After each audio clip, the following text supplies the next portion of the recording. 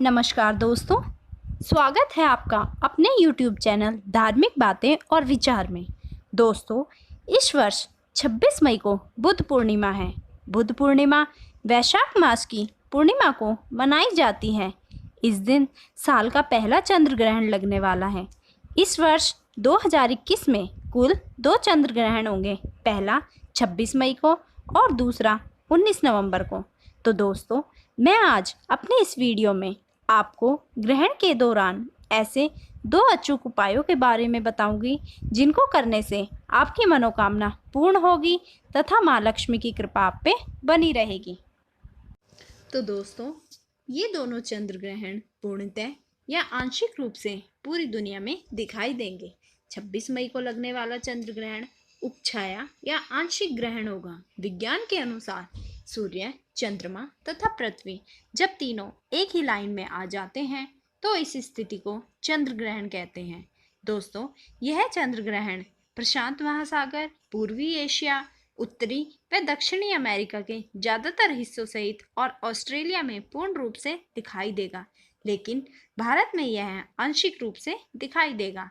देशों की बातें करें तो यह जापान, बांग्लादेश, दक्षिणी कोरिया, बर्मा, सिंगापुर आदि में दिखाई देगा। ज्योतिष शास्त्र की माने तो चूंकि यह एक उपछाया चंद्र ग्रहण है तो हमारे देश में इसका सूतक काल नहीं माना जाएगा। दोस्तों, सूतक काल उस समय को कहते हैं जिसमें पूजा पाठ करने की मनाही होती है तथा इस समय में मंदिर के कपाट भी बंद कर दिए जाते हैं। इस दौरान मूर्तियों को छूना भी वर्जित होता है। दोस्तों, प्राचीन काल से ही उन्हीं ग्रहण का धार्मिक महत्व माना गया है जो आंखों से दिखाई दे। इसलिए उपछाया या आंशिक ग्रहण को ज्योतिष के द्वारा ग्रहण की श्रेणी में नहीं रखा जाता और इसका प्रभाव वह सूतक काल भी नहीं पड़ता। लेकिन पूरे विश्व में कहीं भी पड़ने वाले ग्रहण का असर पूरी दुनिया के रहने वाले लोगों पर पड़ता है, जिस कारण हमें ग्रहण के दौरान कुछ सावधानियां रखनी चाहिए। जैसे दोस्तों, चंद्र ग्रहण के दौरान मूर्ति पूजा वर्जित होती है। मूर्ति पूजा करने के बजाय इस दौरान कोई धार्मिक पुस्तक पढ़ें या भगवान चंद्रमा के मंत्रों का उच्चारण करें, जिससे चंद्रमा भगवान को इस कष्ट से मुक्ति मिले। चूंकि चंद्र ग्रहण किसी भी मास की पूर्णिमा पर घटित होता है, अतः उस दिन हमें भगवान सत्यनारायण की कथा पढ़नी चाहिए।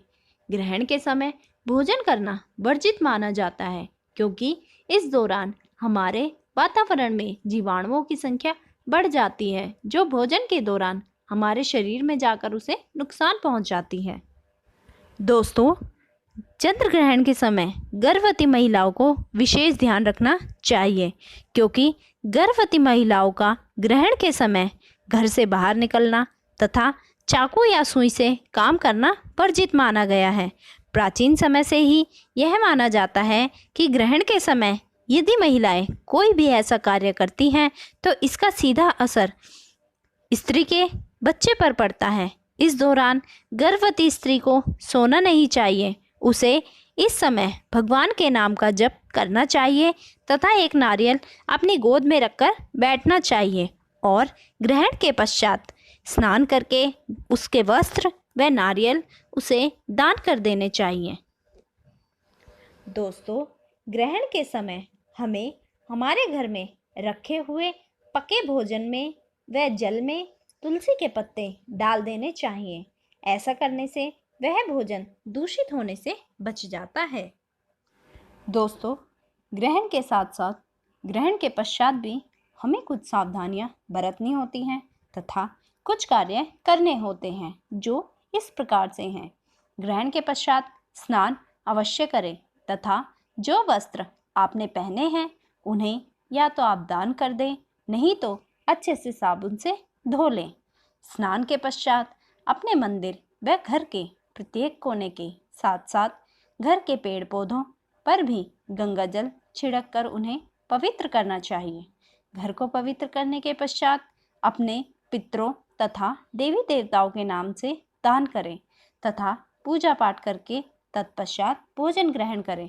तो दोस्तों, अब मैं आपको चंद्र ग्रहण के दिन समृद्धि पाने वाले उपाय के बारे में बताती हूँ। जिनको करने के पश्चात आपके घर में धन धान्य की कमी नहीं होगी। यह एक अचूक उपाय है जिसका प्रभाव कभी विफल नहीं होता। तो आपको क्या करना है? आपको करना है एक मुट्ठी चावल अर्थात अक्षत लेकर, लेकिन याद रहे कि वे टूटे हुए ना हो। वो अक्षत लेकर आप किसी शिव मंदिर में जाएं और शिवलिंग पर चढ़ा दें। उन्हें चढ़ाने के साथ साथ आप भगवान शिव शंकर से अपनी कामना पूर्ति के लिए प्रार्थना करें। यह अचूक उपाय करने से आपके घर में धन धान्य की कमी नहीं होगी तथा अकाल मृत्यु का भय भी आपके घर से समाप्त हो जाएगा। तो